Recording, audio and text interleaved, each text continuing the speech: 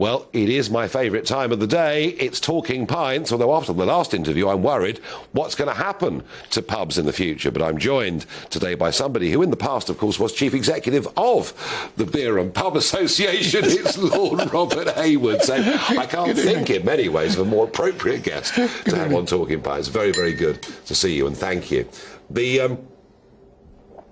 Robert, a really long political life.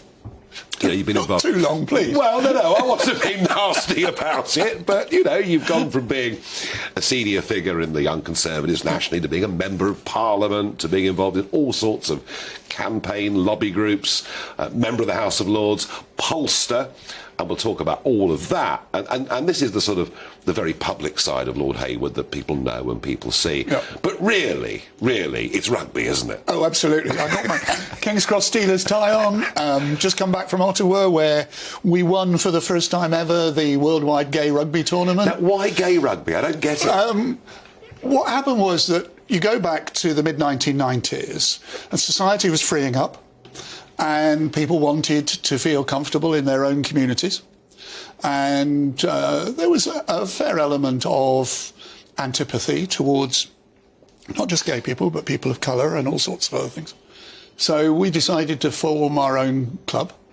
But we play in leagues, and it's been in normal leagues. And Essex, not the county that one would automatically assume as being the Liberal, but they've been wonderful to us.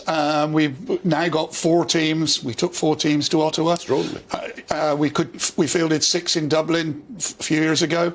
So very successful club, and started with the intention of playing rugby. But what we've discovered is that we also are a support mechanism for people who have difficulty coping with being gay. Okay. So and therefore it's a combination. So it's a social dimention to what you do. It has a social dimension as well. But you're also, of course, a qualified referee. I was. I'm beyond it now. Okay. Well, you said it, not me, you know. But, you were doing some proper rugby refereeing. Yeah, and I adored it. Throughout my time as a Member of Parliament, every Saturday afternoon during the season, I refereed, which in Bristol, where I was the MP, was relatively easy because every boy in Bristol in those days played both football and rugby. Yeah. And therefore, I'd refereed the sons, the uncles, the fathers, the husbands, or whatever. As a local MP, that seemed to be a good thing to do. It was a great thing to do.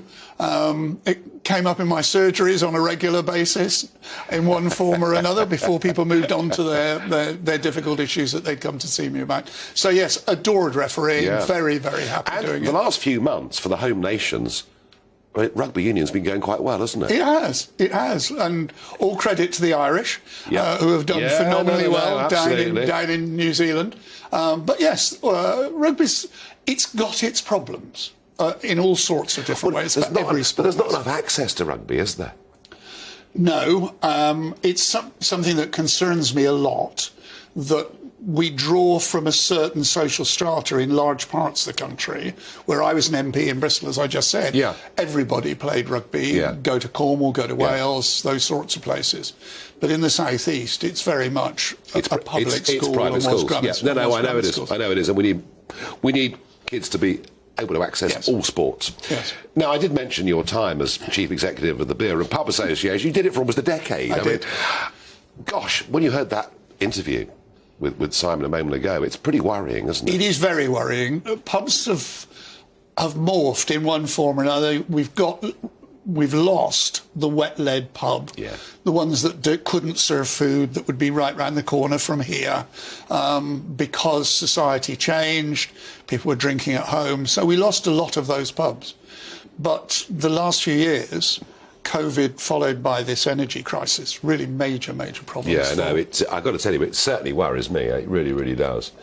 Now, to politics, which you're well known for. So you clearly, got involved with politics. Was it school time, university? When did you become a Conservative? 14. Right. When I was an argumentative bastard and there was a Liberal in my class at school, so I had to become something. I don't come from a strongly politically family. My grandfather was deputy editor of the Daily Herald, the Labour Party newspaper. Yeah. So, excuse me. Bless you. And my niece was in the a decade ago, was Labour leader of Camden Council. So I come from a politically varied family. But yeah, I joined at the age of 14. I've often asked myself, if that classmate had been a Conservative, would I have been a Liberal and would I have changed or whatever? But yes, worked my way through the Tory party in one form or another. Actually didn't really expect myself to become an MP. I expected to work through industry and do the voluntary side. There you were. I mean, 83 to 92, you're there in Parliament, you see Mrs Thatcher go to the absolute peak of her powers after some very difficult early years, a British economy that, when I was working in the city, I mean, it was the most extraordinary atmosphere. It wasn't quite the same as South Yorkshire, and I understand. No, well, I fully understand that. It must have been quite exciting and quite optimistic to be an MP during that time. It was. There were peaks and troughs. One's got to remember that I was elected in 83, and in 85, the Conservatives had disastrous years at local elections, the same, came back in 87. It was a fascinating period. But anybody who's in the House of Commons, it's fascinating anyway, whatever period you're there for. And I look back not just at the Tories, but I look back at somebody like Robin Cook, John Reid, all these sorts of people who were great politicians on the other side. And so, yes, it was a fascinating period. And there was reasonable mutual respect between the sides in those days. There was. There was a deep antipathy towards Mrs Thatcher, particularly in places like Scotland and, as you say, South Yorkshire, coal strike and all those sorts of things. The thing that was different about her period was that she had this vision of privatisation. In a way that no other government, Conservative, had kind of really decided to carry things through. Now, many of the cabinet ministers didn't know how things would result because you were privatising companies like British Telecoms, British Airways, Rolls-Royce and all these sorts of things. British Gas, all of it, yeah. So there was a vision that she clearly had and was determined to drive through, which made it somewhat different. Conviction politics. Absolutely. Not been much of that lately in the Tory party, has there? Depends what you mean by convictions. I mean, Boris has messed it up big time, hasn't he? He has, and he's always going to, because I always took the view that he would fall because of malfeasance. Most prime ministers fail because of policy issues, failure to carry something through, pursuing something as Mrs Thatcher did with the poll tax, which just was untenable. Whereas Boris's problem was he has this amazing appeal to a large part of the population, and still does. But at the same time doesn't understand the other people, the middle class, Tory entrepreneur, remaining vote, who he lost in droves. And what was significant immediately after he announced his resignation was that the Tories went up in the polls quite markedly, as clearly some of those people came back. Yeah, no, I just think the whole thing's a waste. Big majority. They haven't done. I know the pandemic came. They haven't done much with it. But Robert, what you're best known for isn't being an MP, and what you're best known for isn't being a member of the House of Lords. What you're best known for is being a pollster. Now, this is a much maligned industry, and with good reason, many of us think.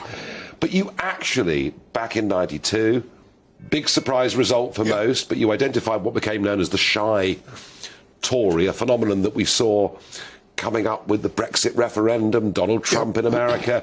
But it's on Brexit that I just have to take my hat off to you. You were out there, loud, clear. You thought Leave was going to win when very, very few in your industry did. How is it you got it right and they got it wrong? I think I've discussed this with journalists over the years. They were providing me, ironically enough, with much of the information. As well as talking to my friends, and taking statistical terms, I was looking for people who were deviant, i.e. there were certain groups who should be Remainers and certain groups who were supposed to be Leavers. And all the deviants were people who should have been Remainers who were telling me they were going to vote Leave, i.e. middle-class women, bankers, people like that. And those were groups who were, I find no parallel move in the opposite direction. But journalists would say, we've been to Gloucester, we've been to Nottingham today, we could doing Vox Pops, and we couldn't find a Remainer. And yet they weren't hearing that message. Because they didn't want to. Possibly, but in part, you expect a certain response. And you think you discount it. Now, I didn't. I was sadly back at home looking at statistics and thinking, this is what I'm hearing from my friends, from conversation. This is what journalists are saying to me in day-by-day conversation. And I put it together and said, and yes, you're right, about 2.5 weeks out, I said, unless things change dramatically. Yeah, no, good for you. It would be a leave vote. Good for you. Well, having got so many things right, I have to put the pressure on you as we look ahead, of course. Well, I mean, you know, nearly half of those who were attracted by the Conservative Party, in some cases for the first time, and I know those voters because they were UKIPers and all the rest of it, nearly half of them at the minute have deserted the Conservative Party. Is it likely they can get those voters back? And in that context, given all your long years, and you've seen Conservative Party ups and downs and splits and enmities and triumphs and failures and all of it. And Liz Truss, you know, she's been in the cabinet for 8 years, but the general public barely knew who she was. She hardly troubled the scorer in cricketing terms with the general public. What advice would you give her? And is it possible for her to turn this around? It's going to be very difficult indeed for her to turn it round. We've lost two groups. One is the Leavers who came from South Yorkshire or the Teesside, and on the other side, the middle classes from Wimbledon and Wandsworth. If there's one piece of advice I would say to Liz Truss, in terms of forming her cabinet, at the moment, all the stories are that she's going to put her mates in every single position. She's got to start by reuniting the Tory party over there in Westminster. And to do that, you have to appoint a number of Rishi supporters to serious cabinet positions. Because the splits are real. A split is real. You've got to start within your own parliamentary party and then work outwards. But if you fail within the parliamentary party, you're going to fail completely. Robert Hayward, thank you for joining me on Talking Pints. Thank you. And he only used one bad word. We'll forgive him for that. Thank you.